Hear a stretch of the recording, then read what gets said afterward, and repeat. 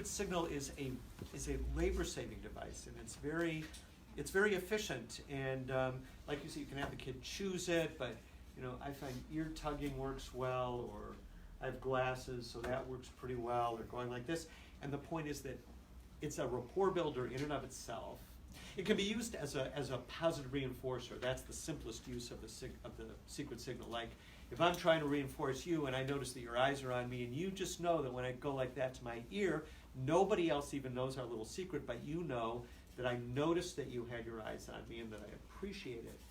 It doesn't take any actual seconds of dedicated time away from what you're doing, and that's what teachers need. And also, they don't even, I think the biggest piece of that, like those little things here and there, are when you're going to say, can you help me hand out papers? Anytime that they're getting any of that attention, it's happening so frequently, but infrequently enough, they never know when to expect it. So they're always paying attention to you, and they're always still engaged because, maybe he'll call me now. Maybe he'll call me now. Maybe it's going to be now. Nope, it wasn't now, but if it wasn't yet, it's going to be really soon now. Like, you have buy-in from them. So the term she's using is intermittent reinforcement, and that is probably the most powerful reinforcement. You do not know. So today I didn't use intermittent reinforcement because you knew that you had to ask a question in order to get it, and pretty much you were going to get it if you asked the question. But what if I said, am I going to give each one of you every time you ask a question?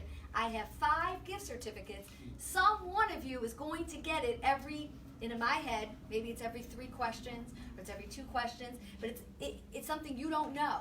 That's very, very powerful. We call it the Vegas method, because the most powerful thing are slot machines, because you don't know when you're going to earn money, but you are going to earn. Las Vegas. Las Vegas. You see that? So when you put that money in, you don't know when that machine is gonna hit that lottery, but you do know that somebody's going to get that lottery at some point, because you've heard that at some point each machine goes off. So it's a very, very powerful tool that teachers can use, that they don't know exactly when the reinforcement is coming, but it is going to come, and they do see it coming. Okay. Mrs. Bryant had her hand up first. Go ahead. So we've addressed the child who acts out. My concern is always the child who I know is extremely angry, very emotionally involved, and does never act out, but you see it on the way he walks, you see it on his face, you see everything, and the parents are just so thrilled that they have this most wonderful child who's, and it's not. So can we address for about 5 minutes that child that all of us know is almost like going to erupt at some point, because how long can that child hold everything in? And he's no longer, and we shouldn't look at children ever as wallpaper.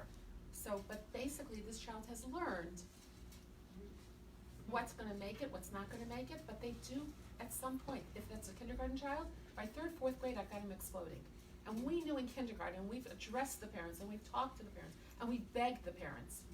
So some tactics of how to get them as proactive as possible to the child who hasn't thrown the desk yet.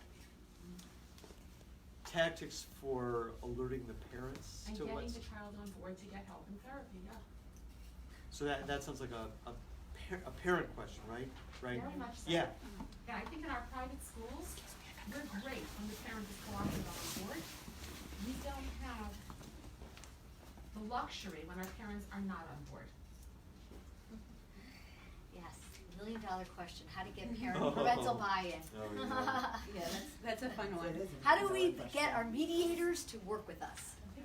Go ahead. Okay, I'll start, and then Dr. Shapiro. Yeah, then this is going to be the last question. Okay, so what I would start with is just the piece of them having buy-in from you from the beginning, and respecting you, and showing that you really are involved with their kid, and that you have a common goal.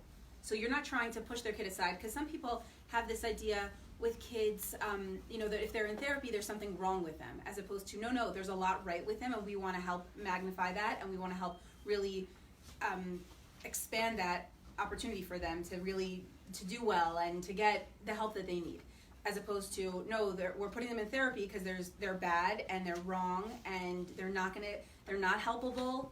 So I would say from the beginning to not have it be like, oh, your kid needs therapy because of X, Y, and Z. I would say they're so great in all these other areas, and this is one place that they're really struggling, and I want to use all of this positive. And if you're going to the right therapist, I don't know if you have names of people in mind, but some of the people are going to help them with what they're good at, not with what they're not good at. So I think that that's the buy-in piece is really key, and to show that you have a common goal. That's what I would start with. I would also just say on this as a side, that kind of what we were saying to you before, Tzipora, what we were saying to Tzipora before about just giving the kid attention and just making them feel like they're meaningful. Because even if the kid is sad and distraught inside, he's gonna love handing out papers. So, or he's gonna love having you say like, oh, good job. Even if he doesn't like attention for a long time, you could just say, oh, great job, and then go to the next kid right away. And I've used that, I still use that today, that it really, kids can always use attention. Even if they don't wanna be in the limelight, they still need a shout out here, a shout out there. So those are my two. Great. Dr. Questions. Shapiro? So my question would be, if you've told the parents that this kid seems angry and upset and they haven't done anything, they've resisted it, so trying to speculate about what the obstacle would be, why it would be for them.